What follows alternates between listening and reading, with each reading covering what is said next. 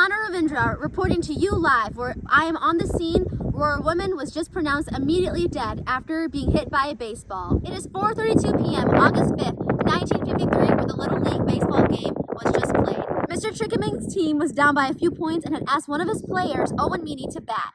A woman was standing well down the left field foul line past third base looking into the stands. She was dead before touching the earth. The woman was standing well down the left field foul line past third base looking into the stands. She was dead before touching the earth.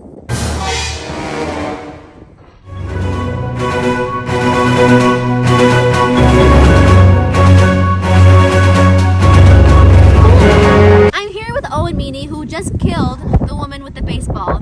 Tell us about what happened, because you just killed basically the woman who was your mother.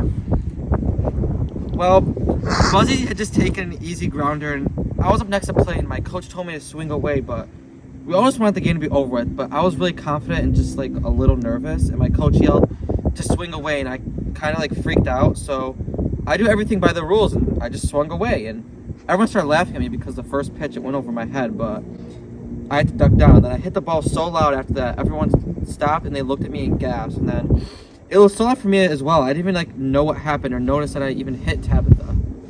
So let's go check in with Johnny, the son of the woman that just passed away. Johnny, please tell us about the scene and how you feel.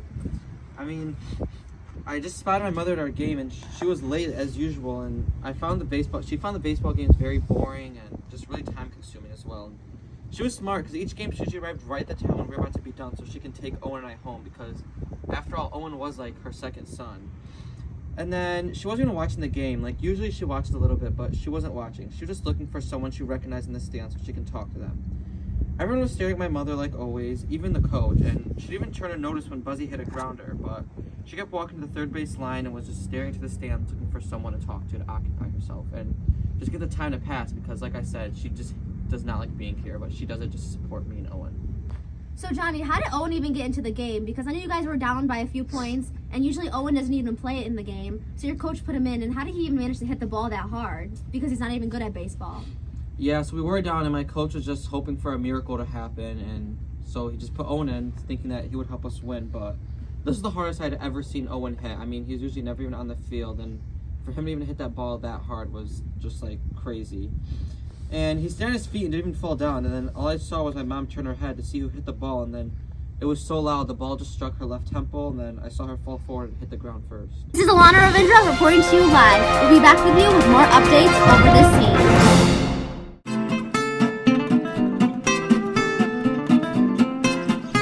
Good morning. We're here a few days after the incident of where Tabitha passed away from being hit in the head with a baseball by Owen. So here I have Johnny today, and we're going to give him an interview. Johnny, how are you feeling today?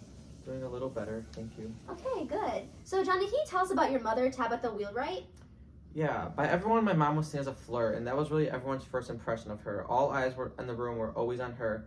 Even at our Little League games, they would be paying attention to her as opposed to our games. And my mom did everything for me and bought everything for me as well. She always took everything to my games, helped my team out. She cared for my best friend Owen, whose parents didn't really care much for him. And she also secretly performed in a dinner club in Boston and was known as the Lady in Red, so everyone around town knew who she was. Even I knew who she was. So Johnny, was Owen close with your family and your mother? Yeah, my mom cared greatly for Owen Meany. He was my best friend, and she looked for him the same love that she had for me and opportunities for me. And this always, as Owen once told me, your mother is so sexy. I keep forgetting. I keep forgetting she's anybody's mother. Oh my God. Yeah, and he even once said that she had the nicest breasts he's ever seen in his life, so. But I think a lot of people might have gotten the wrong impression of my mother, even Owen sometimes, because of her bodily figures, and it did, however, make me wonder if she was really a flirt or if she was just really nice and just wanted to take Owen home and like take care of him. And Owen was always at our house, and he always said my mother had nice breasts, which always threw me off, but yeah. Okay, so what do you think about your stepfather before knowing and realizing who your real father was? Yeah, so after returning back from the Boston and Maine, we were all surprised when my mom announced that she had met someone else there, because she had just met this man the same day she broke the news and said she was already in love with him, which was really weird, but yeah. This is really shocking because she met my actual father, who I just recently found out was actually Reverend Merrill. She met him on the Boston Maine as well, and before that, Owen was convinced that my mother died, that I was going to find out who my father was and that God would reveal it to me. And I guess that ended up coming true. But at first I was iffy about Dan because he didn't really have like a stable job. So I assumed he might have been lazy. But he actually graduated from Harvard and he had a job. So he was really smart. And he was a cool man, but a little strange as well. I got a package from him and he told me like I wasn't allowed to open it and all this. And me being the impatient person I am, I ended up opening it. And it was a stuffed armadillo. And I found out that he was my father after seeing the baseball that hit my mother in Reverend Maron's drawer. And I instantly remembered watching my mother wave to someone before she died. And thinking back, it was Reverend Maron that she waved to. And the entire time, she had been looking for him. And she died before she was actually able to tell me who my actual father was. Thank you. That's a lot that you went through with that. And then finally finding out who your actual father was. Yeah, it was tough. I even went to Boston with Owen to research and try to find out who my father was, and I just recently found out it was Reverend Merrill. Okay, so now that Tabitha has passed away, Dad has taken care of you, which is your stepfather. How has that been for you? Yeah, so obviously it was kind of different because I've grown up without knowing who my dad was, but having like a fatherly figure in the home, he just did all he could after my mom passed away because he loved her very much and he loved me as if I was his own, and he knew that's what Tabitha would want, and he just had a good heart, and he even remained in Gravesend on the academy faculty and just raised me as if I was his very own, which I really did appreciate, even though it was kind of different to me, but I know it was all just good intentions. He did have a really good heart, and he did that is what Tabitha would have wanted as well, too, so. Yeah, I think so. Do you forgive Owen and still remain, and how did you forgive Owen and still remain best friends with him, getting past the fact that Owen killed your mom? And that's a really hard thing to do, to cope with that loss, and also knowing that that loss was in the responsibility of Owen.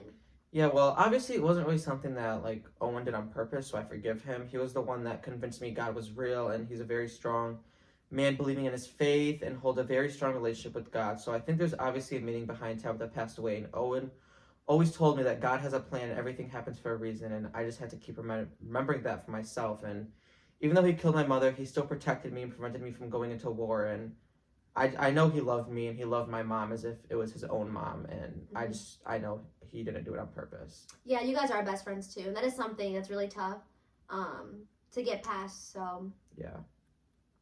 Thank you. Thank you. Thank you, Johnny. We'll be right back with our interview with Owen. So welcome back to our interviews. Today I'm here with Owen Meany, the man that essentially killed his own mother, Tabitha Wheelwright. How are you feeling today, Owen? I'm okay. Thank you. So what was your relationship like with Johnny, your best friend, and his mother, which was also acted like your mother? So Tabitha, Johnny's mother, is actually, I think she's the most kindest person I have ever met. I remember the time I was in the car with her and she was giving me a ride back from church, and she stopped at the light to give me a hug and a kiss and promised me that I'm always welcome to come with her and Johnny wherever. The Wheelwrights were so nice to me, and I was always welcome over there. I have half of my clothes there as well because I'm there all the time. Tabitha drove me wherever I needed, and she picked me up from places, taking me back home. And it was really hard for me to make friends with people, so Johnny was my only friend. He was my best friend, and he looked up after me because I got bullied all the time. He let me hang out with his cousins when at first he thought I would get beaten up by them. And he didn't want to take me on vacation with his cousins as well because he thought I would embarrass him. And the Eastman children were just really nice to me, and I can do any activity with them. They always get along with me. And there was even a time that I peed my pants, and I was from Hester tickling me, and that was really embarrassing as well. I bet. Yeah, but Tabitha was like my mother, and she really took care of me. She picked me up, she gave me baths, she washed my clothes, and she really took care of me after I fell down from my bike going down a hill. So it seemed like you guys had a really close relationship. Yeah, we did.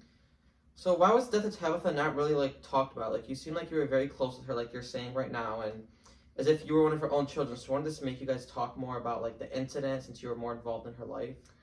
Well, honestly, speaking about her death is really hard for me, especially speaking to Johnny, which is my best friend, and I was the one responsible for killing her. And after all, it was his mother that I killed. And instead of speaking about it, I just gave him gifts as forgiveness and an apology. I am really strong in my faith, so I feel like it was all done for like a reason and stuff. And Johnny also being strong, and I helped him have a strong faith. He really forgave me for that. And that is a really tough thing to do, to forgive someone like that for something, such a big incident like that. And the morning after she died, I deposited a few boxes at their door. The boxes had the entire baseball card collection that I owned.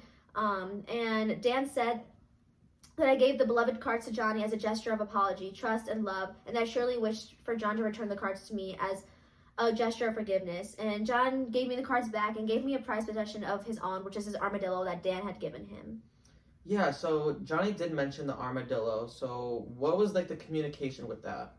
So it was really interesting because Johnny really knew that I liked the armadillo, which was what Dan had given him. And after like the whole incident, I was really shocked that he ended up giving me the armadillo because that really meant a lot to him, but he knew it meant a lot to me too, because every time I was at their house, I would play with the armadillo and I slept with it. But it was really a mission. I feel like it was a mission from God. I told him, God has taken your mother, my hands were the instrument, God has taken my hands, and I am God's instrument. Yeah, so it seems like that was like a token of his showing his forgiveness to you from the incident. Yeah, and I really think that being strong with my faith and helping Johnny also be strong and have a closer relationship with God has really helped him get through this as well. And we both kind of think that it was done for a reason. So. Well, you seem like a really strong person after everything you've gone through in life, and honestly, I just hope for nothing but the best with you and Johnny. Your friendship seems you guys are really close friends. You have been, and I just want to thank you for coming on the show. Thank you for welcoming me here, and no problem.